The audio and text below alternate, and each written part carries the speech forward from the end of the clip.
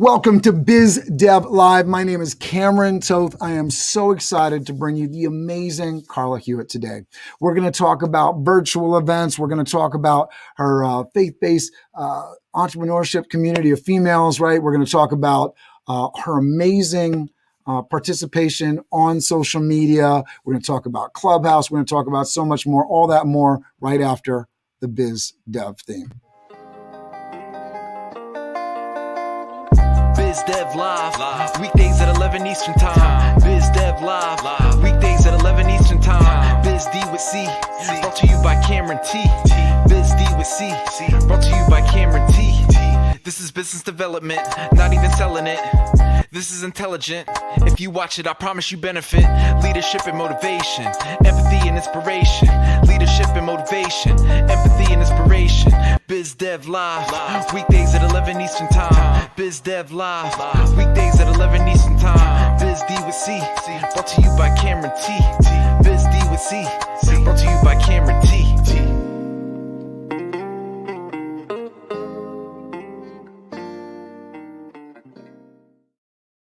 So I'm going to bring Karlet Hewitt on screen here to introduce her. So Karlet has worked alongside highly politicized families and business executives, charming each one with her congenial personality, meticulous passion for detail, and methodical approach. Hewitt remembers being the youngest and only Black woman in the office for much of her career. She recalls the pressure to outperform her peers and prove her value long before being heard. Knowing the depth of her abilities, Hewitt admits that she was operating beneath her calling.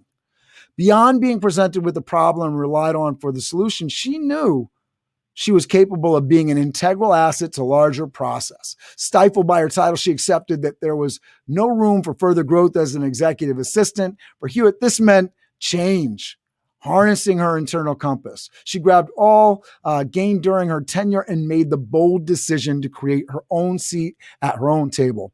Put yourself in position to win on purpose, she constantly recites, understanding that no one is going to recognize you or create your opportunities. You have to create them for yourself. In 2015, Hewitt built that table and gave herself a seat as the founder of the Purpoint Group, events and brand management agency located in the greater New York City area. Now, I know you are New York said we bred and You've done a lot of work in the NYC community. The title of this show, the graphic we put up has New York big on it, but you've recently had a move. So looking forward to getting into the move and so much more.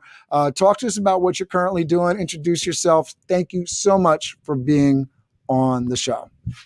I'm so excited to be here. Can I just say how much I love your intro? I love it. I was like, oh, if you watch it, you'll benefit. That's the part that stuck out to me the most. So good job on that.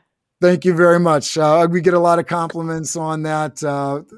This guy, James Dean, put it together for me, and it's fun. I gotta update the video. It's been a while. I gotta go throw some different elements in there, but I love it as well. Thank you. So talk to us about what you're currently doing, the services that you currently provide, how you help people, and then we'll get into the background story, the why of it all. Sure. So I'm Karlet Hewitt. I am the owner and founder of the Purpoint Group. We are a brand and events management agency based in New York City still. Recently relocated to North Carolina. So we now have a presence here in North Carolina and also in the Los Angeles area. We provide full service brand management and virtual event support and production for entrepreneurs, business owners, and executives. I love it. And I know you have so much that you do. I know you've worked with Hopin and the virtual event side. You're doing stuff on Clubhouse, and we actually connected on Clubhouse. And I was incredibly impressed because every time you speak up, somebody has an issue, challenge, looking for a resource, you are a fountain of information. So I'm so glad that you were able to be on the show today, talk to us all. I know that you're going to provide a ton of value, but talk to us about why, obviously I read the bio in terms of talking about, talents and, having a higher calling and all that, but why the Purpoint Group, what kind of brought you to this point? Maybe you can expand a little bit on the story as an executive assistant, how you even got down that road. Yeah. Wow. How much time do we have? We My got a career. lot of time. We got plenty of time. People are in this. Awesome. My career has been pretty extensive. I've loved every single step of my journey, even the hard parts, right? So I actually started off, I remember graduating in college in 2009, excuse me, graduating college in 2009. It was at the height of the recession. And I remember at that time I worked for Mercedes-Benz. I was actually a car saleswoman, Cameron. Can you believe it? I sold Mercedes-Benz cars in college. Yeah, and then I actually went to go work for Acura. So it was like Mercedes Acura. I was in the luxury car world for a little bit. And then I graduated college and I was like, what am I supposed to do now? And I remember my first job out of college was JP Morgan Chase Asset Management, managing high net worth portfolios. And so that's really how I started this whole, I guess, I don't even know what you want to call it at this point, but so I ventured out into corporate America in Greenwich, Connecticut. Next thing I know, I'm in New York City, walking up and down a trading floor. I was the executive assistant to a CFO of a very prominent investment bank. It was such a great opportunity, very busy, very fast paced, very high level. And I remember being poached from that investment bank to another agency real estate firm, again, very high level, C-suite. I was always just the person that everybody came to for the resources, to your point, right? I'm always staying abreast of the market and kind of like what's going on and what are the like go-to tools that people are talking about right now. And I really always fully immersed myself in knowing, just so I didn't have to ask anybody if I needed it. And if I didn't know the answer, I'd make sure I found it myself because people would come to me as a resource. I love that. Right. And so I always wanted to make sure I was one step ahead of my direct report. And as the years went on, I just found myself getting so bored with that. After a while, being the go-to person that everyone comes to, you're like, well, geez, there's got to be more to this. What more can I possibly offer to the world than just being the go-to person in the office, right? I've been in some sticky situations where I was the only Black person in the office, right? And so, honestly speaking, during that time, it probably wasn't as profound, like in my world. Like I didn't think about it as much. And then over time, I was like, wait a minute, something is wrong here. Like I am the go-to person. I'm the one everybody's coming to. I am the wealth of knowledge. I'm the resource. I got to get out of here. And so in 2015, God literally laid it on my heart I don't even know where the Purpoint Group came from. It literally stands for purpose pointing. It was like pointing people in the right direction. And that's the tagline, right? The Purpoint Group, we point people in the right direction because we have all the resources and the tools. And so that's where it comes from. Yeah, that's where it all comes from. And then over the last few years, I've worked with a number of individuals. It started on the operation side. Honestly, it started on basically at the OBM operation side. So managing systems, calendaring, scheduling, travel, just really business development, just being a resource. Folks would always come in to the point where I had to build a team because I was no longer able to manage these accounts on my own. Started managing the back end of medical offices, working with lots of doctors, artists in the music industry, in the media space, doing some freelance work for agencies. I've done a number of things in a number of industries, and it's been so much fun. And then the pandemic hit. Right. And so over the last year, I literally put down every single thing that I've been doing for the last 4 years, and we pivoted to the virtual event space. And I remember one of my clients, he's an artist in the music industry, a very well-known artist. And we had to figure out how to keep him in front of his audience and how to, keep the income coming in for the rest of the team. And so we pivoted to virtual events. My first activation was on Facebook. There were about 100,000 viewers. It was incredible. And from there, I learned about Hopin. Everybody started talking about Hopin, and this is in March. And I was like, well, what is this Hopin? What is everybody talking about? So my background is I'm incredibly tech savvy, forget it, right? So on top of being resourceful, I also taught myself how to code a number of years ago. So like I started building websites and doing all these things, just a wealth of knowledge. But when this artist came to me and said, hey, we need to keep the doors open for our team, what do? We started creating these virtual activations, went over to Hopin, learned the system in and out, back end, front end. And I've literally been producing events on Hopin ever since, in addition to a bunch of other platforms. But it's been really interesting. It's been really fun. And it's been taking a lot of risk, really trusting my abilities and my team's ability. And here I am. I love it. And talk to me a little bit, because I mean, you did the speed round on some of the skills that you've developed throughout your buildup in your career. Sure. I think, particularly impressive, going from, managing, financial assets and uh, building a Selling business, cars. working in a place where you are then, managing offices, coding. I know this about you. You're interested in a lot of things. You talked about it in terms of your clients. Some clients being back offices and medical offices, and then you're talking about working with artists, which very very different personalities. I can imagine lots of different needs.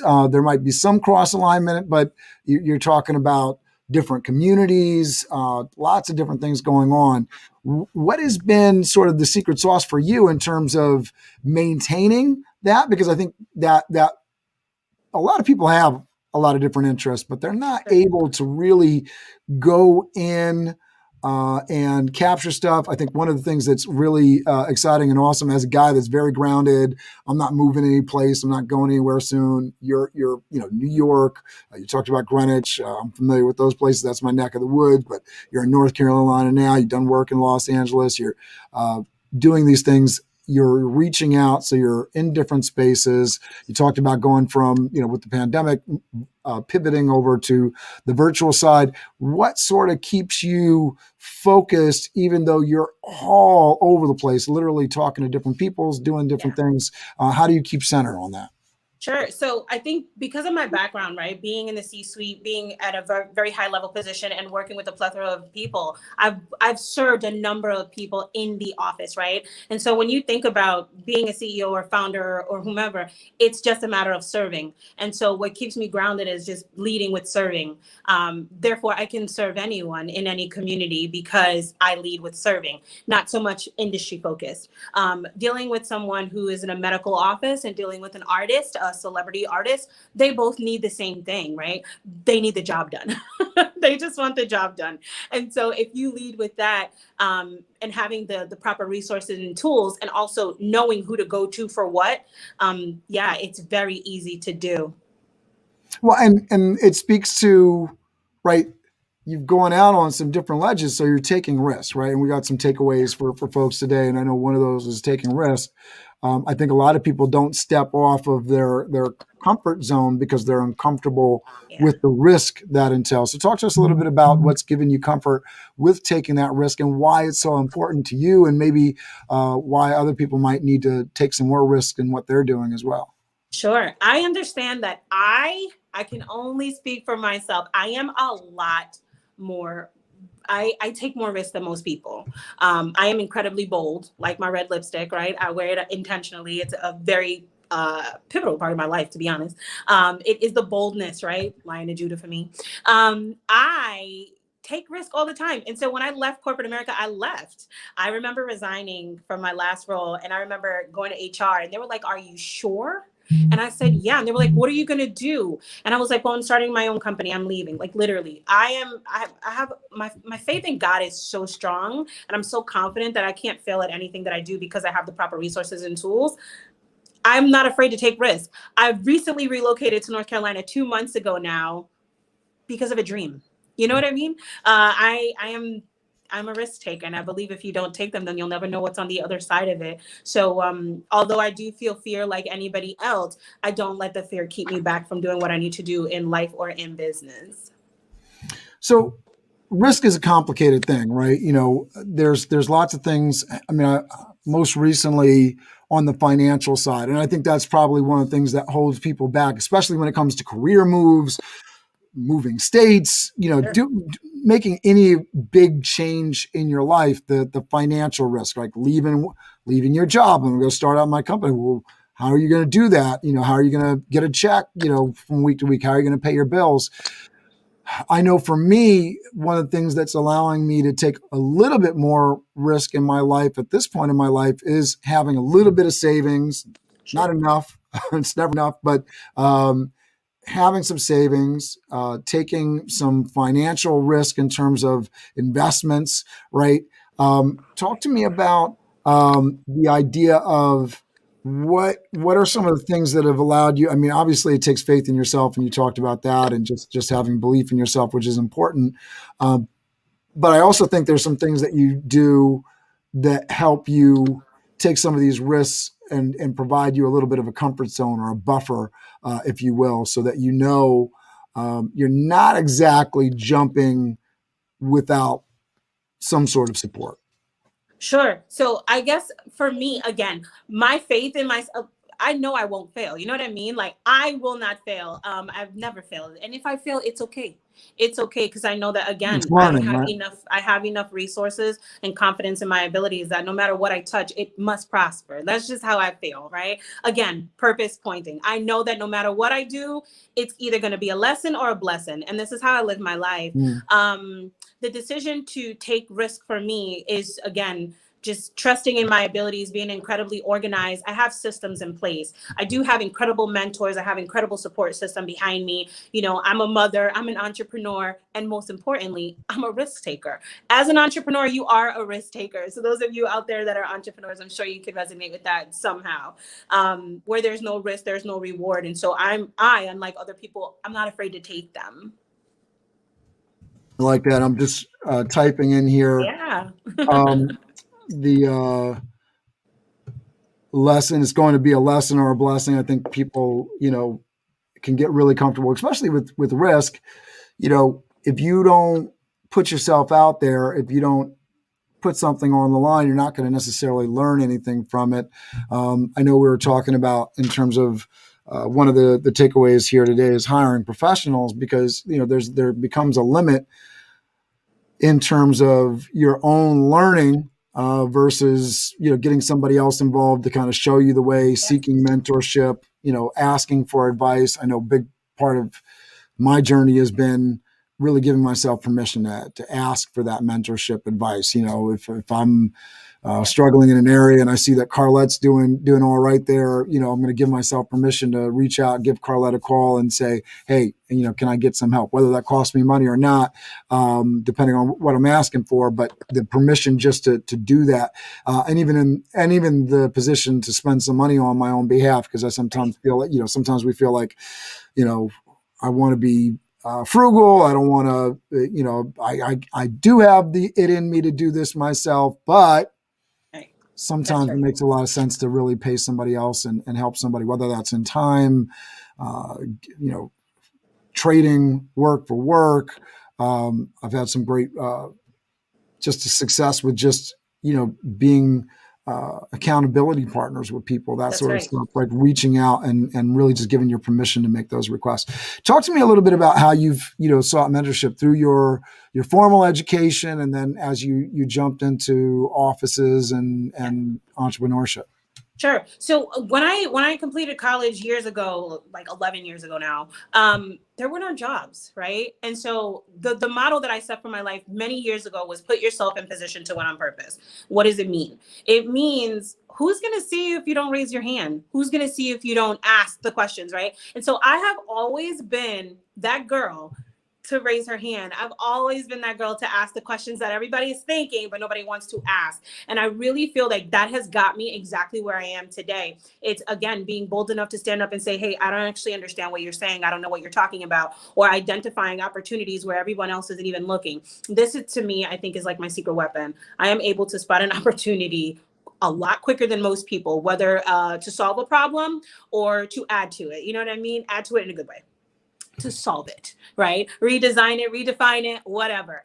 Just going back to, having systems in place. I have always been the person to say, there's a better way that we can do this. And I think asking those questions puts you in place to get the mentors you're seeking, right? Mentors don't find you. You find your mentor. And there's no way you can find your mentor if you aren't actively seeking them or reaching out to them, whether in an email, a call, Clubhouse, Instagram, Facebook, etc. If you aren't putting yourself in these positions where these folks are hanging out or, where the interest lies, and they'll never find you. And so I intentionally put myself in these positions, whether it's on LinkedIn or going to networking events. I've spent thousands and thousands and thousands of dollars on conferences. I have traveled far left and right for conferences. I've raised crowdfunding on social media years ago. I remember in 2018, I think I raised about $21,000 on Facebook in crowdfunding. It funded my entire year. I went to every single conference I wanted to go to. It was wonderful. But again, that comes from being bold. It comes from taking risks. And it also comes from being really clear in your messaging and letting people know what it is that you're trying to accomplish. People will absolutely support you when you put yourself out there. And so I'm just a really big believer in that. So in terms of putting yourself out there, what's an approach that you would recommend to people for seeking mentorship? So I'm reaching out to somebody on LinkedIn, or I'm on Clubhouse, and I'm, going into the DMs on Instagram. What's a good approach for folks to reach out and seek mentorship and create that partnership with people? Sure. I would say, don't be opportunistic. Genuine, authentic relationships is how you win. I'm a big believer in relationships are rocket ships, and just developing a relationship with someone, opening the door, a genuine conversation literally will pay you 10 times more than any one opportunity. I'll give you an example. You and I, right? We met on Clubhouse. I've never met you. We met on Clubhouse, and then we jumped on the phone, and unknowingly we have some similar folks in common. We know some of the same people, in the industry. And so just opening a door like that to have genuine conversation, I now have you in my Rolodex. I can call and say, Cameron, I'm working on this, and vice versa. And you can call me and reach out. And now you have an extensive network behind you, because now you have access to my network. It's being genuine, being relatable, again, staying abreast of what's going on in your industry so you can actually have conversation with folks about the things that you're aspiring to do. But none of that is possible if you're not, being authentic to who you are and building relationships. I lead with relationships.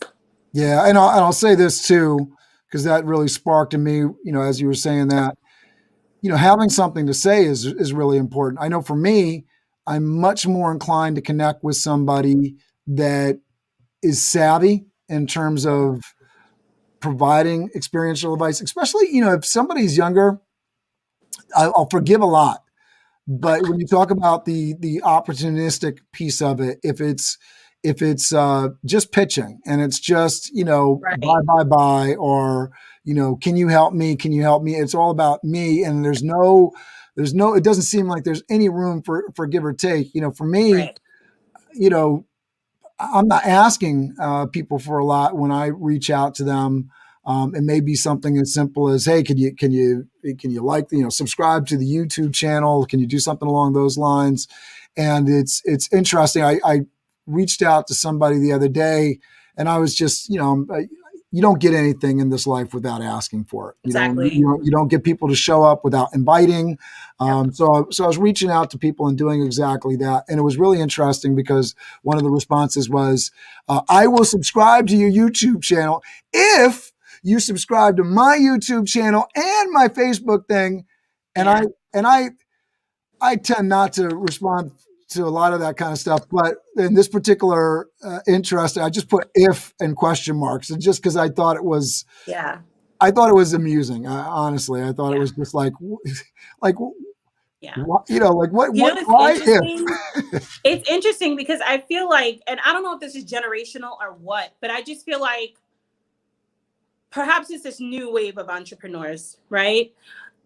They're seeking the opportunity on the other side, not the relationship. And again, because I lead with serving, how can I help you? What do you need from me? How can I be of purpose in your world? How can I help you take a step further? You'll never forget me. You will come back. You know what I mean? It's just being genuine and having true relationship with folks.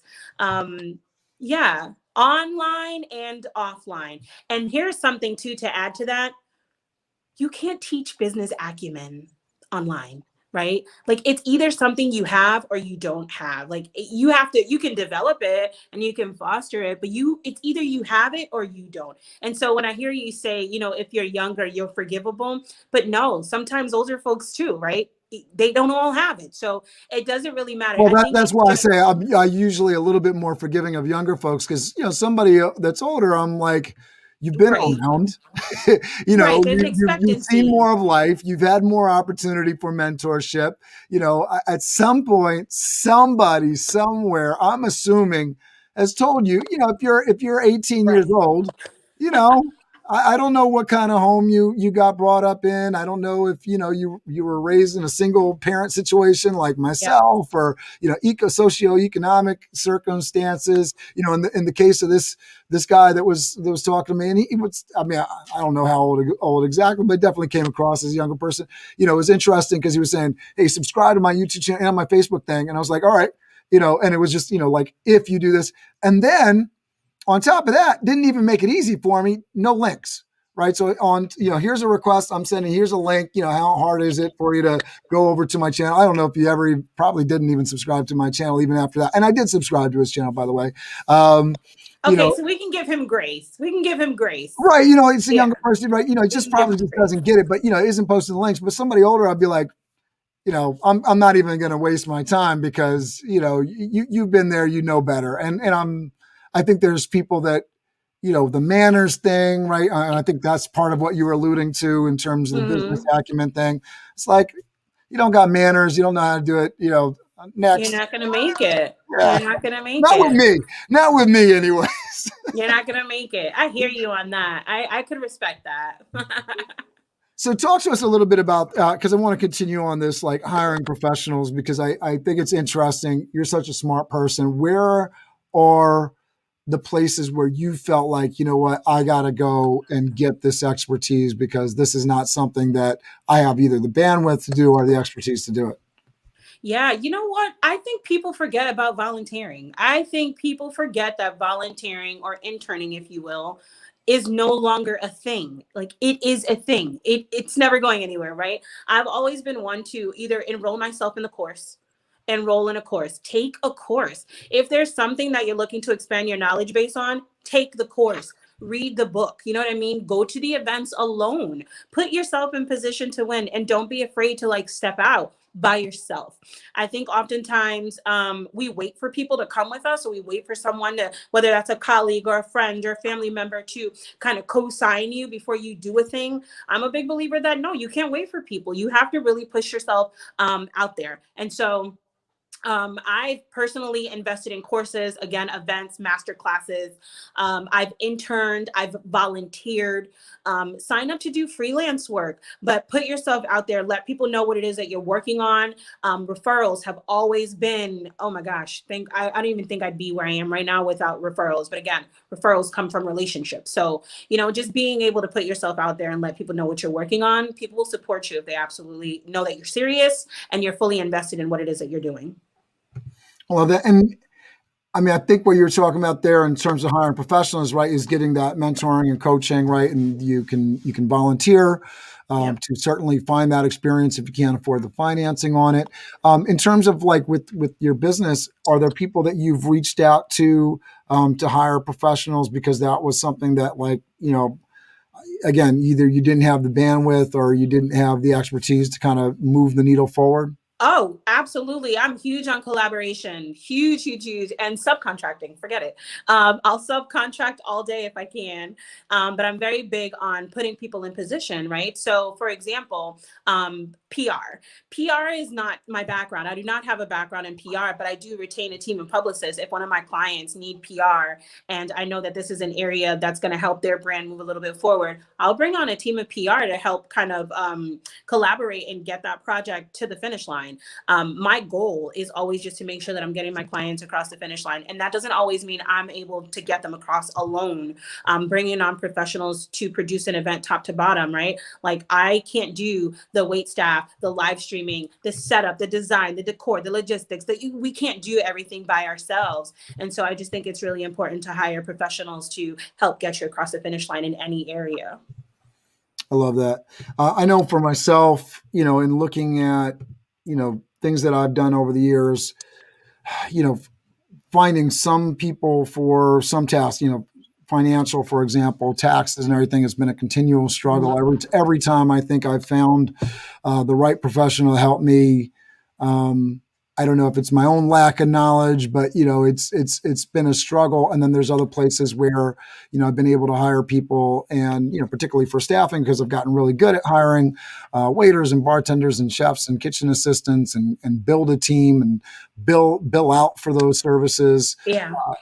Those things have been amazing, and being able to build on scale and getting really good at documenting what exactly I need. Part of a group called Master Networks, and part of that structured networking, every week they have a learning tidbit, and we talked a lot about the idea of setting expectations, really going and making sure people understand the worst case scenario in working with you, instead of just putting together a bullet list of I need this, I need this, I need this, I need this, but really talking about the challenging pieces of the business and what the expectations are, and where you're trying to go as a business. And I think that works so well as you're trying to bring people not only in as employees, but as contractors and potential collaborators, really getting a good idea, and not necessarily looking for the skill set, but looking for the mindset that goes with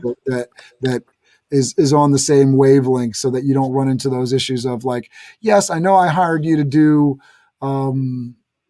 video streaming for me, but this is where I'm trying to go, and having that conversation down the line because they're not doing what you need them to do, or maybe they're in it for the wrong reasons. So really getting that. And I think that works not only with employees, but with people that you're going to hire to actually provide services for you as well.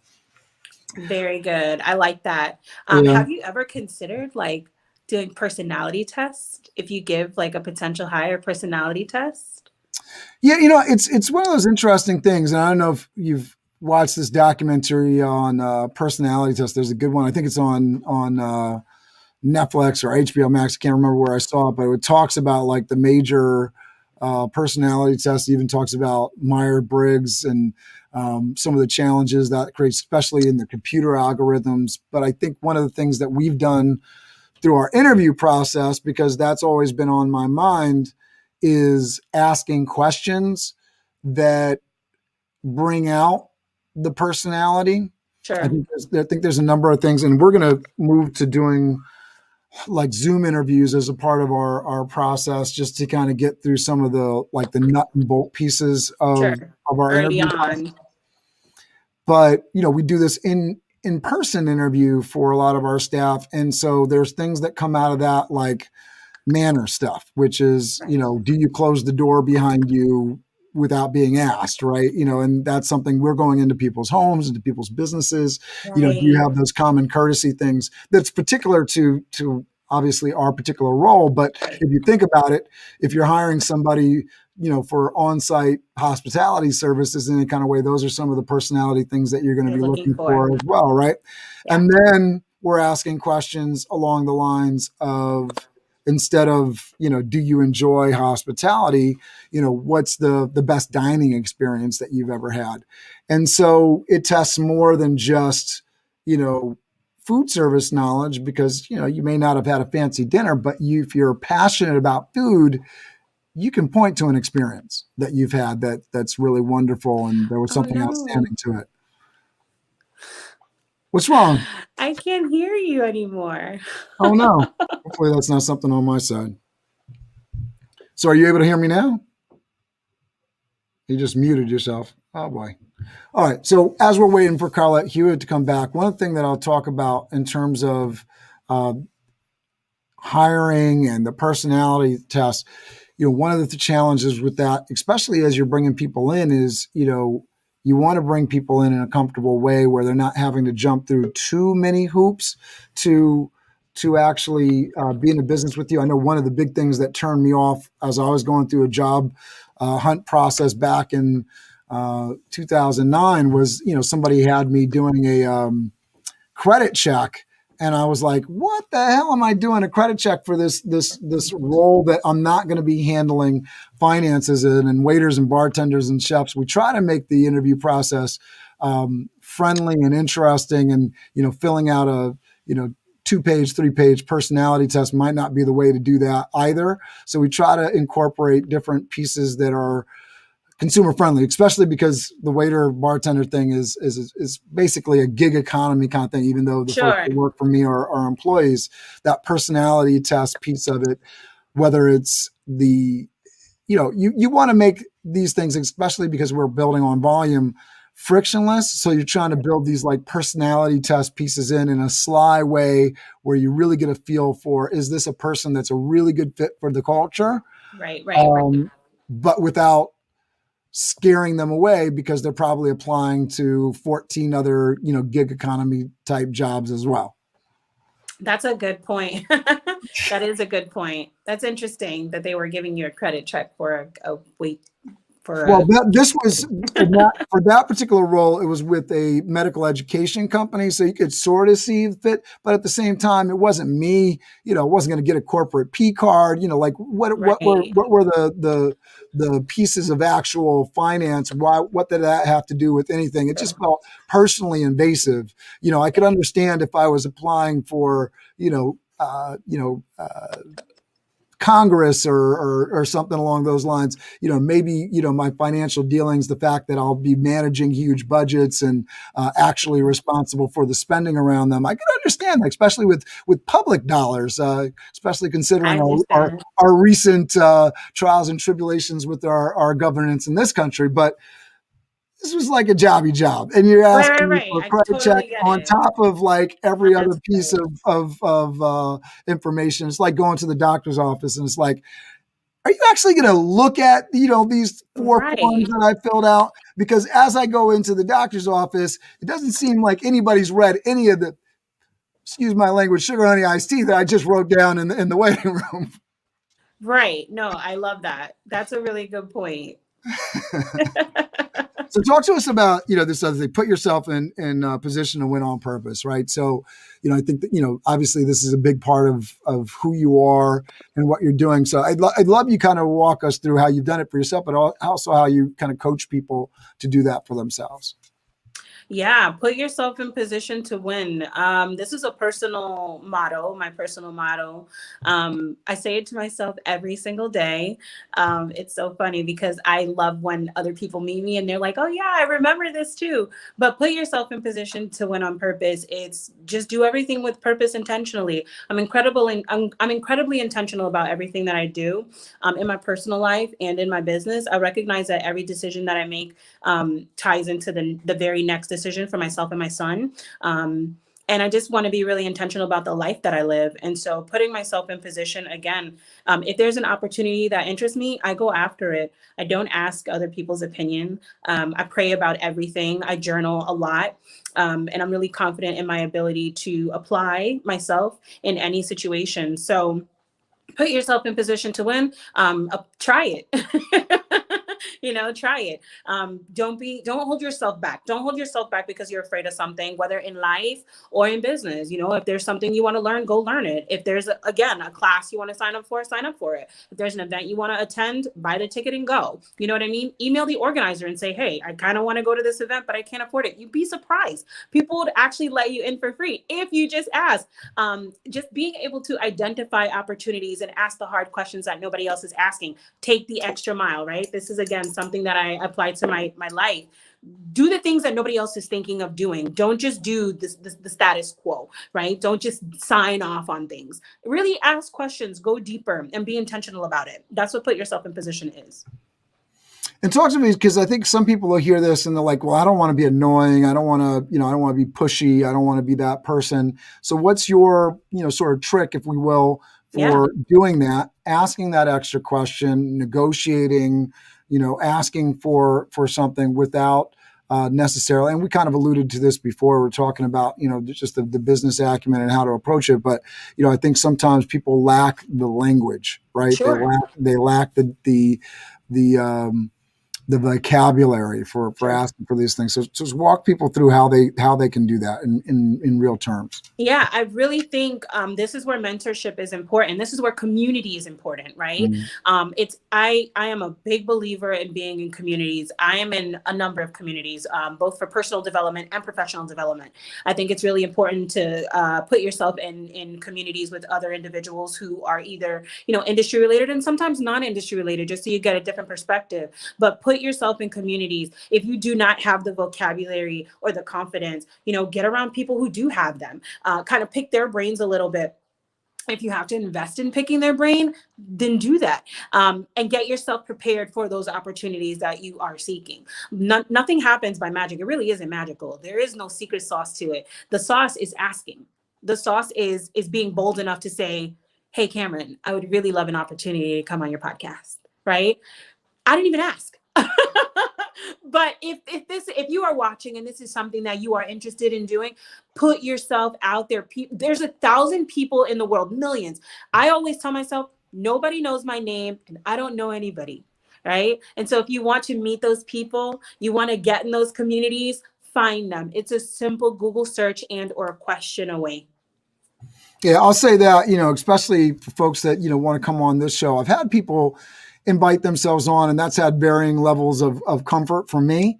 One of the slicker ways, just talking about vocabulary and language that I've seen people do it, and I think it works really well, is, hey, Cameron, what are you looking for to be on your show? And, then it sort of opens up that conversation around what's going on. And then somebody can sort of lean into it, and it lends itself for me to sort of ask the person versus them inviting themselves on, because that can be uncomfortable. Sure. Because, I may or may not be in a position where I'm like, I don't know if you're absolutely a good fit. And then if somebody's not a fantastic fit, they may not be really happy with because I'm looking out for people as I'm inviting them. I invited Karlet Hewitt on the show because I know she's going to shine. I know that she has something to say. I know that she's going to be able to be on here and not just be a walking commercial.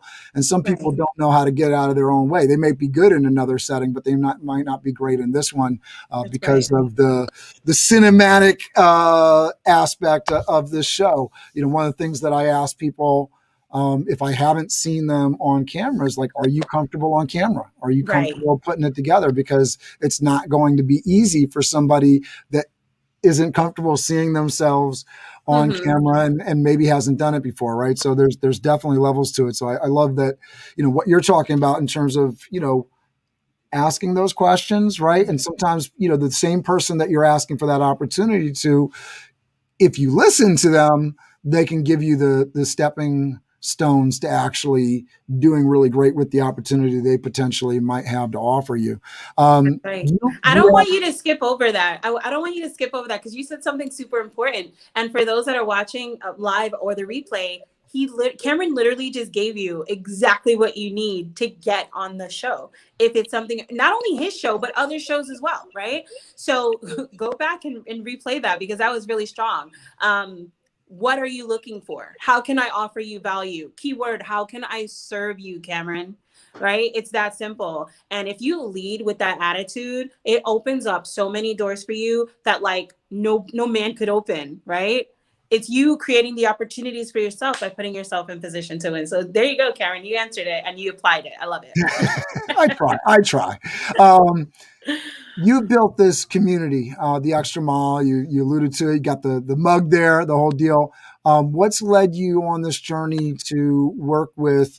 I just want to make sure I get the wording right here. Female faith-based entrepreneurs, right?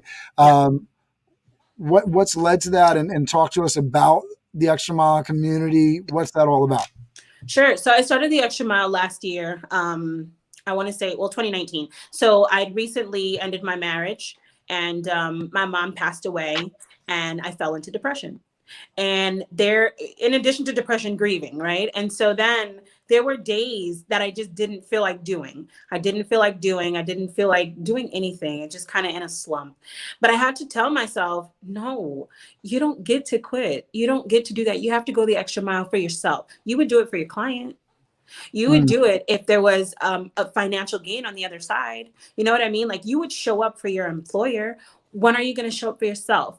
And so I created this community for women, specifically for faith-filled women who are looking to be in community with other women who are moms, who are going through tough times, who are going through transition, who find themselves in a weird space of life, if you will, right? Life happens every single day for all of us. But if you don't have community, then it's easy to quit. It's easy to give up, but it's much easier to keep going when you have people around you that are pushing you, that are encouraging you, that are uplifting you, that are opening their resources for you, and just being someone who you can turn to say, hey, I actually didn't give up today. I went the extra mile, and here's what it looks like. I brushed my teeth. I went to the gym. I took a shower. I spent time with my kids. It's being really, really intentional on taking care of yourself, for yourself, and going the extra mile.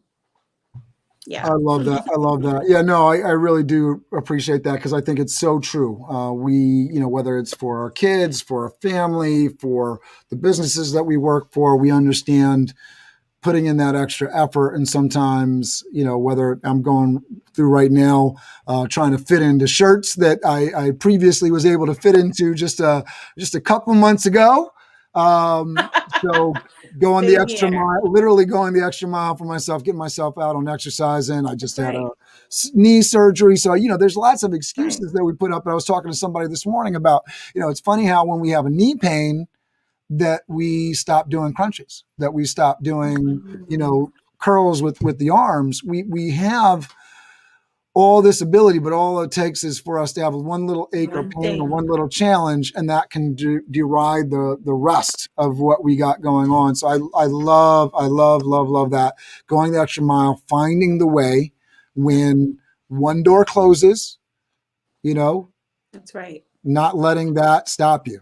Either That's right. smash through it like you're the Rock, or go and open another door. One way or the other, get through that door, right? You got to get going. You got to get it done. And the thing about it is, and I mean, this applies to anyone, you would do it for someone else. You know Yeah, what I mean?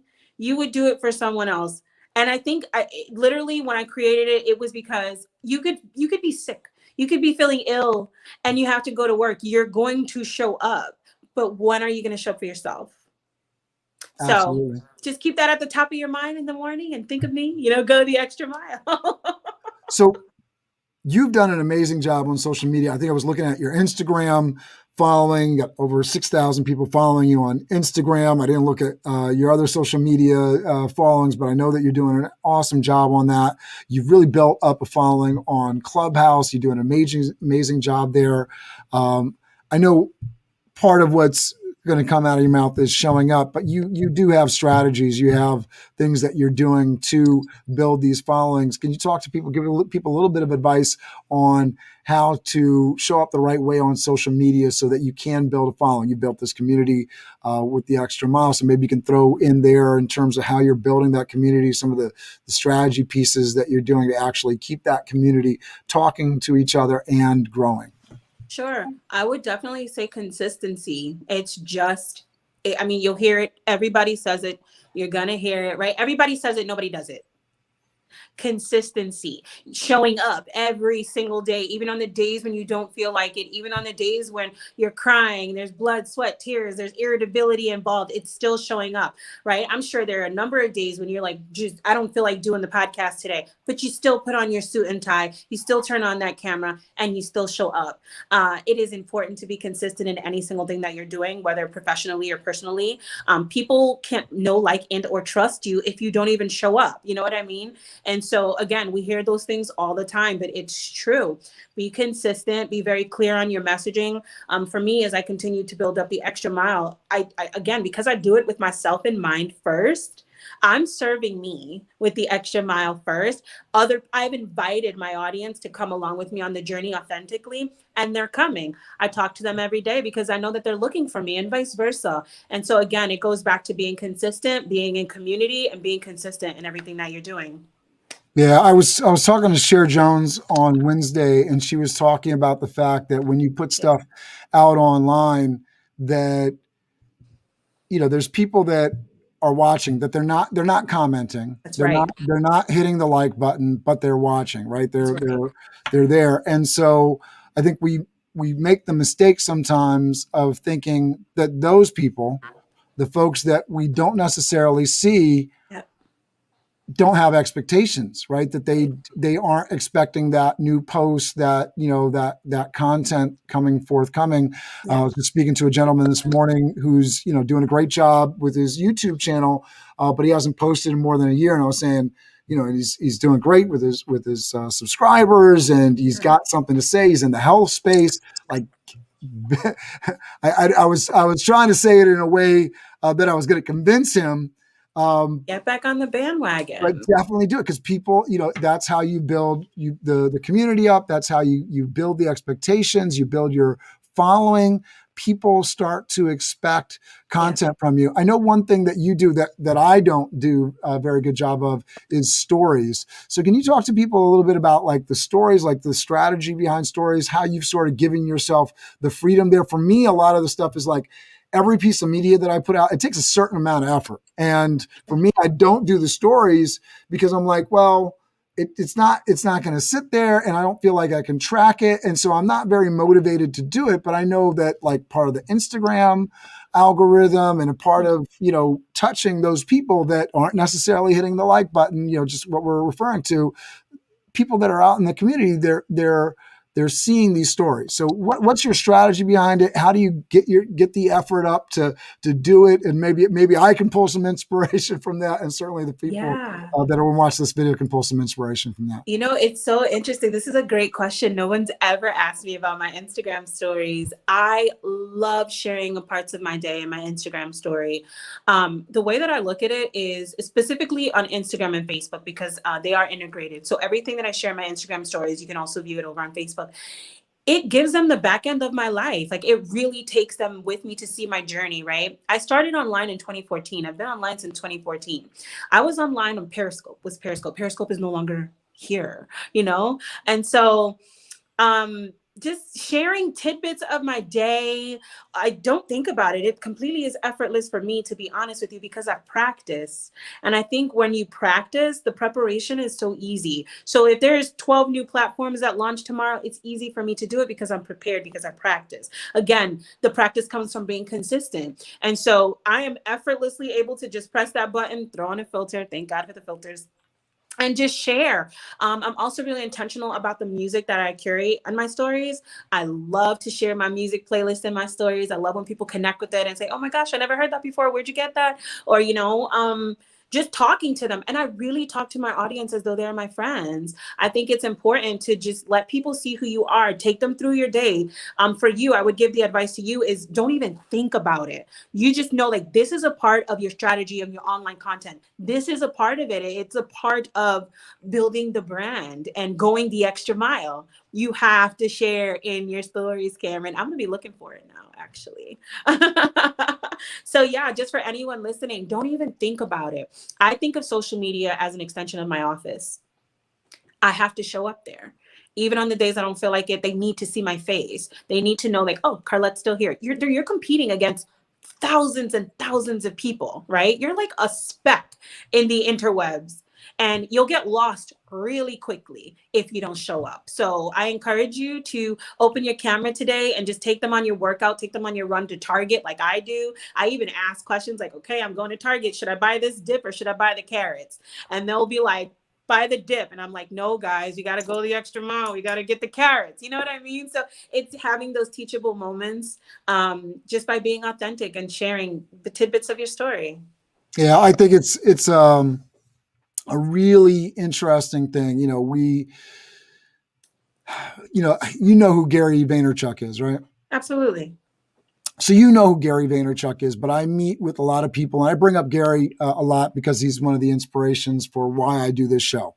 And I bring him up a lot. I have 6 one-to-ones a week and other meetings as well, and different opportunities, but at least 6 people that I'm meeting with one-to-one every single week, at least. And I bring him up fairly often. And I would say half the time or more, I bring up Gary Vaynerchuk. The people that I'm talking to, they don't know who he is. They have absolutely no clue.